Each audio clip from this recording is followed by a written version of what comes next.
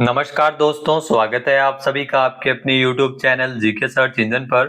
तो दोस्तों, इस वीडियो में हम बात करेंगे 6 अप्रैल को जो दूसरी पारी में जीके का पेपर हुआ था एसआई एग्जाम को लेकर, उसमें राजस्थान करंट अफेयर्स के क्वेश्चन को लेकर हम इस वीडियो में डिस्कस करने वाले हैं। 5 अप्रैल का जो क्वेश्चन पेपर था उसको हम सॉल्व कर चुके हैं। राजस्थान करंट अफेयर्स के जो क्वेश्चन पूछे गए थे, आज के इस वीडियो में मैं आपको बताने भी जा रहा हूं कि कौन-कौन से क्वेश्चन इसी चैनल पे आपको डायरेक्ट देखने को मिले थे राजस्थान करंट अफेयर्स के इस एग्जाम में। तो चलिए शुरू करते हैं बिना किसी देरी के। तो जो क्वेश्चन पूछा गया था 28 नंबर क्वेश्चन है कि 11 फरवरी 2026 को उप मुख्यमंत्री जो वित्त मंत्री भी है राजस्थान की दिया कुमारी, उनके द्वारा प्रस्तुत बजट 2026-27 में खातेदारी भूमि में खनन पट्टा आवंटन हेतु आवेदन के समय देय प्रीमियम की राशि को घटाकर कितना कम किए जाने की घोषणा की गई है। तो 40% से 30% किया गया है। 3 नंबर ऑप्शन इसका बिल्कुल सही था। यह निर्णय छोटी खातेदारी जमीनों पर क्वारी आवंटन को आसान बनाने और खनन गतिविधियों को बढ़ावा देने के लिए किया गया। तो 40% से घटाया है और 30% किया गया है। नेक्स्ट क्वेश्चन है, जनवरी 2026 में रांची में हुए 69वें नेशनल स्कूल गेम 2025-26 में राजस्थान की अंडर 17 गर्ल्स टीम ने किस स्पर्धा में स्वर्ण पदक जीता है। तो इसमें ध्यान रखना, बास्केटबॉल में राजस्थान की टीम ने स्वर्ण पदक जीता है। 2 नंबर ऑप्शन यहाँ पर बिल्कुल सही हो जाएगा। तो यहाँ दोस्तों 69वें नेशनल स्कूल गेम्स का आयोजन है वो झारखंड के रांची में किया गया था। इसमें अंडर 17 गर्ल्स टीम ने बास्केटबॉल स्पर्धा में स्वर्ण पदक जीता है। राजस्थान बास्केटबॉल की गर्ल्स और बॉयज वर्ग की टीम ने गोल्ड मेडल हासिल किया। राजस्थान की बेटियों ने इतिहास रचते हुए पहली बार इसमें स्वर्ण पदक जीता था। तो ये भी आपको ध्यान में रखना इंपॉर्टेंट क्वेश्चन है, ये हम पीछे क्लासेस में डिस्कस कर चुके हैं। नेक्स्ट है, निम्नलिखित कथनों पर विचार कीजिए। इसमें ध्यान रखना, जो ये गफरुद्दीन मेवाती के संबंध में 2 कथन दिए गए हैं, सही कथन का इसमें चयन करना है। गफरुद्दीन मेवाती जिन्हें महाभारत के पांडुन का कड़ा के सभी 2500 दोहे सुनाने वाले आखिरी कुछ कलाकारों में से एक गफरुद्दीन मेवाती को माना जाता है, जो बिल्कुल सत्य कथन दिया गया है। फिर है कि कला के क्षेत्र में उनके योगदान के लिए जनवरी 2026 में पद्मश्री से सम्मानित किया गया था। तो ये भी आपको ध्यान में रखना है, गफरुद्दीन मेवाती इसमें सही आंसर है। दोनों कथन आपको दिए गए हैं, दोनों कथन को आपको ध्यान में रखना है। गफरुद्दीन मेवाती जो कि एकमात्र ऐसे व्यक्ति है जिनको महाभारत के सभी 2500 से अधिक दोहे याद है।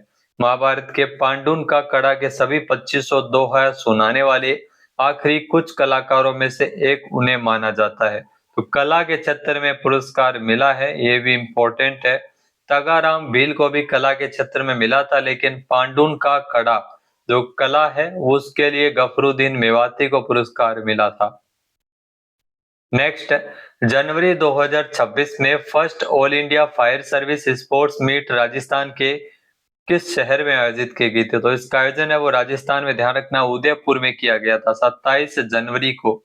यहाँ जनवरी 2026 में उदयपुर में पहली all India fire service sports meet का आयोजन है वो किया गया था। ये all India fire service sports control board के संयुक्त तत्वावधान में इसका आयोजन किया गया। नेक्स्ट, निम्नलिखित में से किसे फरवरी 2026 में राजस्थान सरकार के द्वारा स्वच्छ भारत मिशन शहरी का स्टेट ब्रांड एम्बेसडर नियुक्त किया गया है। तो इसमें ध्यान रखना, के गुप्ता का नाम आपको ध्यान में रखना है। के गुप्ता फरवरी 2026 में स्वच्छ भारत मिशन शहरी के लिए ये स्टेट ब्रांड एम्बेसडर नियुक्त किए गए हैं।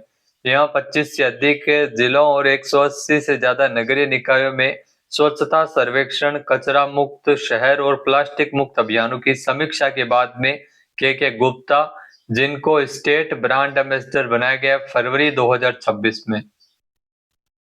नेक्स्ट, फरवरी 2026 में राजस्थान राज्य निर्वाचन आयोग तथा मध्य प्रदेश राज्य निर्वाचन आयोग और राजस्थान राज्य निर्वाचन आयोग के मध्य एक एमओयू किया गया था। तो उसके संबंध में ये 2 कथन दिए गए हैं। पहला है कि इस एमओयू के तहत मध्य प्रदेश राज्य निर्वाचन आयोग के द्वारा राजस्थान राज्य निर्वाचन आयोग को स्थानीय निकायों के चुनाव के लिए 30,000 कंट्रोल यूनिट तथा 60,000 बैलेट यूनिट किराए पर उपलब्ध करवाई जाएगी, जो बिल्कुल सत्य है। फिर है कि ईवीएम के तकनीकी परीक्षण, मरम्मत एवं आवश्यक तकनीकी सहयोग का कार्य इसमें CEERI पिलानी के अधिकृत इंजीनियरों को प्रदान किया गया। तो यहाँ पर ये गलत दिया गया है। जी हाँ दोस्तों, ये पहला कथन बिल्कुल सही है। जी हाँ, मध्य प्रदेश और राजस्थान निर्वाचन आयोग के मध्य इसमें एमओयू किया गया है, लेकिन यहाँ पर भारत इलेक्ट्रॉनिक्स लिमिटेड हैदराबाद के अधिकृत इंजीनियरों का चयन किया जाएगा, न कि पिलानी। इसमें केवल ए सही है, यानी कि 3 नंबर ऑप्शन यहाँ पर बिल्कुल सही हो जाएगा। नेक्स्ट जो क्वेश्चन पूछा गया था, निम्नलिखित युग्मों में से कौन सा जनवरी 2026 में लद्दाख में हुई खेलो इंडिया विंटर गेम्स में भाग लेने वाली राजस्थान की पुरुष और महिला आइस हॉकी टीम के कप्तानों में से सही नाम कौन सा है? तो ध्यान रखना, राजस्थान की पुरुष वर्ग की टीम में कप्तानी की थी निशांत प्रताप सिंह ने, और महिला आइस हॉकी में जो टीम की कप्तान थी प्रिया भादु। यानी इसमें 4 नंबर ऑप्शन यहाँ पर बिल्कुल सही है, निशांत प्रताप सिंह और प्रिया भादु जो इसमें चयन किया गया था कप्तान के रूप में। तो 20 से लेकर 26 जनवरी तक छठे खेलो इंडिया विंटर गेम्स का आयोजन लेह लद्दाख में किया गया था, जहां पर आइस हॉकी टीमों के कप्तान की अगर बात करें तो निशांत प्रताप सिंह और प्रिया भादु राजस्थान से थे। नेक्स्ट है, जनवरी 2026 में घोषित Rajasthan aerospace and defence policy के संदर्भ में निम्नलिखित कथनों पर विचार कीजिए। 2 कथन है। पहला है कि इस नीति के अंतर्गत विनिर्माण परियोजनाओं को न्यूनतम 50 करोड़ रुपए से 300 करोड़ रुपए तक अचल पूंजी निवेश करने पर लार्ज कैटेगरी, 300 करोड़ से 1000 करोड़ रुपए के निवेश पर मेगा कैटेगरी और 1000 करोड़ से अधिक के निवेश पर अल्ट्रा मेगा परियोजना की श्रेणी में इसे रखा गया, जो बिल्कुल सही है। फिर है कि A&D पार्कों में लगने वाले पात्र एरोस्पेस एंड डिफेंस मैन्युफैक्चरिंग एवं सेवा उद्यमों को एसेट क्रिएशन इंसेंटिव के रूप में 7 वर्षों में इसमें 75% का जो पुनर्भरण का निवेश का अनुदान इसमें दिया जाएगा। तो यहाँ पर ये गलत दिया गया है, क्योंकि 7 वर्षों में 100% छूट है। और ये जो एसेट क्रिएशन की अगर बात करें तो इसमें बिजली पर, ये भी सही है, बिजली पर 100% छूट है, लेकिन 75% की छूट जमीन रूपांतरण शुल्क में इसमें मिलेगी। तो इसमें दोनों ही कथन यहाँ पे सही दिए गए हैं। 1 नंबर ऑप्शन यहाँ पर बिल्कुल सही हो जाएगा। नेक्स्ट है, ग्लोबल कैपेबिलिटी सेंटर नीति 2025, जिसमें किन शहरों में ग्लोबल कैपेबिलिटी सेंटर के रूप में इसे विकसित किया जाएगा? तो दोस्तों ये क्वेश्चन है, और जब ये क्वेश्चन बना था जिस समय जीसीसी पॉलिसी को लेकर जो अनावरण किया गया था, उस समय ध्यान रखना जयपुर, जोधपुर, केवल उदयपुर का नाम था, लेकिन बाद में 200 शहरों में जीसीसी हब बनाए जाने को लेकर यहाँ पर जयपुर, जोधपुर, उदयपुर होता तो ये सही होता, लेकिन कोटा और अजमेर भी हो सकता है होगा। तो संभवतया यहाँ पर जयपुर, अलवर तो किसी भी सूरत में नहीं है। बाकी इसमें देख सकते हैं जयपुर, उदयपुर, अलवर, भीलवाड़ा ये भी नहीं है, जयपुर इसमें उदयपुर नहीं है। तो ये यहाँ पर 3 नंबर ऑप्शन सही हो सकता है। तो Rajasthan global capability centre policy 2025, जिसमें साल 2030 तक प्रदेश में 200 से अधिक जीसीसी स्थापित करने का लक्ष्य रखा गया है। मुख्य फोकस जयपुर, उदयपुर और जोधपुर को जीसीसी हब के तौर पर विकसित किया जाएगा। तो जयपुर, जोधपुर, उदयपुर इसमें सही होता है। कोटा और अजमेर का भी कम ही सुना है, जिस समय क्वेश्चन बना था उस समय 3 शहरों का ही इसमें चर्चा की गई थी।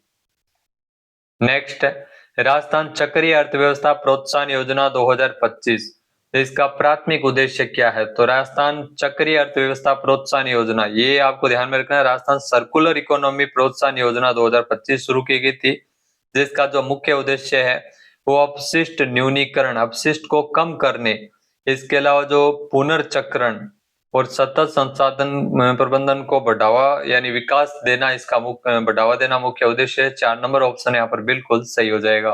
5 जून को राजस्थान सर्कुलर इकोनॉमी प्रोत्साहन योजना 2025 शुरू की गई थी, जिसमें रिसाइकिल इकाइयों को 2 करोड़ रुपए तक का अनुदान और एमएसएमई स्टार्टअप्स को 0.5% अतिरिक्त ब्याज सब्सिडी मिलेगी। साथ ही वाहन स्क्रैप के जरिए अपशिष्ट प्रबंधन में सुधार होगा। नेक्स्ट है, राजस्थान एआईएमएल पॉलिसी 2026, जिसमें एआई दृष्टिकोण किस दृष्टिकोण पर जोर देती है, तो इसमें ध्यान रखना एआई दृष्टिकोण है और नैतिक, पारदर्शी और सुरक्षित एआई सिस्टम, यानी 2 नंबर ऑप्शन यहाँ पर बिल्कुल सही है। एआई एमएल पॉलिसी भी राजस्थान सरकार के द्वारा जारी की गई थी और इसका जो विशेष दृष्टिकोण है वो नैतिक, पारदर्शी, यानी एआई का नैतिक रूप से, पारदर्शी रूप से और सुरक्षित किस प्रकार से एआई का उपयोग किया जाए। तो दोस्तों अब बात करते हैं वो क्वेश्चन की जो डायरेक्ट पूछे गए थे। तो जैसा कि आप देख सकते हैं क्वेश्चन हमने बनाया था, उस समय जयपुर, उदयपुर और जोधपुर तीनों शहरों का इसमें जिक्र किया गया था, जिसमें 200 से अधिक स्थानों पर जीसीसी हब विकसित किए जाएंगे। साथ ही गफरुद्दीन मेवाती, यहाँ पर साफ साफ लिखा गया है जो कि पांडुन का कड़ा, दो इनको इस कला के लिए गफरुद्दीन मेवाती को कला के क्षेत्र में पुरस्कार मिला है। डीग जिले के बपंग वादक है गफरुद्दीन मेवाती जोगी, जो आप तस्वीर में देख सकते हैं। 3 व्यक्तियों को ये पुरस्कार मिला था, राजस्थान में पद्मश्री पुरस्कार से नवाजा गया था। नेक्स्ट है केंद्रीय गृह मंत्रालय की अगर बात करें तो all India fire service sports meet, ये उदयपुर में आयोजित की गई थी, अभी अभी हमने डिस्कस किया था, ये भी क्वेश्चन सीधा सीधा पूछा गया था। फिर के गुप्ता, इनको राजस्थान का स्वच्छता एम्बेसडर नियुक्त किया गया था। के गुप्ता तस्वीर में आप देख सकते हैं, ये इनको डूंगरपुर नगर परिषद के पूर्व अध्यक्ष रह चुके हैं के गुप्ता। फिर एरोस्पेस एंड डिफेंस पॉलिसी, जिसमें 3 अलग अलग कैटेगरी है, लार्ज, जो मेगा और अल्ट्रा मेगा परियोजना, इसके बारे में क्वेश्चन आया था। एक ग्लोबल जीसीसी हब का ये पूछ लिया है। इसके अलावा सर्कुलर इकोनॉमी फोरम, इससे रिलेटेड क्वेश्चन था कि जो पीछे एग्जाम हुआ था 5 तारीख को, उसमें था कि 12वें क्षेत्रीय 3R सर्कुलर इकोनॉमी फोरम का आयोजन है वो जयपुर में किया गया था 3 मार्च को।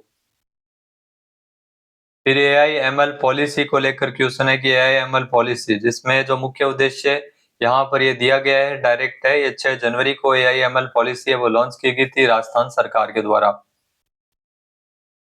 फिर पीछे जो 5 तारीख को क्वेश्चन हुआ था, जो क्वेश्चन पेपर था, उसमें पूछा गया था पीयूष मिश्रा, 2016 में द्वारका प्रसाद अग्रवाल पुरस्कार की शुरुआत की गई थी और इस साल जयपुर लिटरेचर फेस्टिवल में पीयूष मिश्रा को दिया गया था।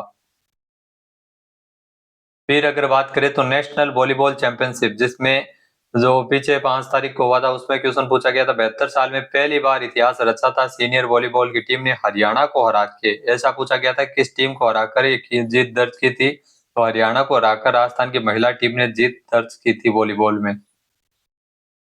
नेक्स्ट है आईसीडीएस की ओर से प्रेरणा अभियान के संबंध में क्वेश्चन पूछा गया था। प्रेरणा अभियान 2.0 ये 19 जनवरी को, ये 5 जो अप्रैल को आयोजित हुआ था, उसमें पेपर में क्वेश्चन पूछा गया था। तो प्रेरणा अभियान के दूसरे चरण से रिलेटेड है। इसमें यहाँ से क्वेश्चन था कि 0 से 6 साल तक के बच्चों को आकांक्षी जिलों में किशोर बालिकाओं का इसमें पंजीकरण किया जाता है। ये पूरा पैराग्राफ आपको इसमें देखने को मिला था क्वेश्चन में। फिर ये भी डायरेक्ट क्वेश्चन था कि बामनवास कांकड़ पंचायत, जो कि कोटपुतली बहरोड जिले में आती है, जो कि पूर्णतः जैविक पंचायत बनी थी, यह भी क्वेश्चन डायरेक्ट पूछा गया था। इसके अलावा ट्रेड प्रमोशन पॉलिसी से रिलेटेड क्वेश्चन था। जी हाँ, ट्रेड प्रमोशन पॉलिसी, इससे संबंधित सारे ही कथन आपके लिए महत्वपूर्ण है और यहाँ से क्वेश्चन है वो पूछा गया था। तो ये दोस्तों जो ऐसा ही एग्जाम में पूछे गए वो करंट अफेयर्स का क्वेश्चन है, जो कि राजस्थान करंट अफेयर्स के इसी चैनल पे आपको डेली रिवीजन किया जाता है। सुबह 7 बजे आपको वीडियो प्रोवाइड करवा दिया जाता है। तो 5 और 6 अप्रैल को जो कि एसआई का पेपर हुआ था, उसमें लगभग 60 से 70 क्वेश्चन, 60 से 70% क्वेश्चन, यानी जैसे 10 क्वेश्चन अगर पूछे गए थे तो 6 या 7 क्वेश्चन आपको करंट अफेयर्स के इसी चैनल से देखने को मिले थे। वीडियो कैसा लगा कमेंट करके जरूर बताइएगा। जय हिंद, जय भारत, जय राजस्थान।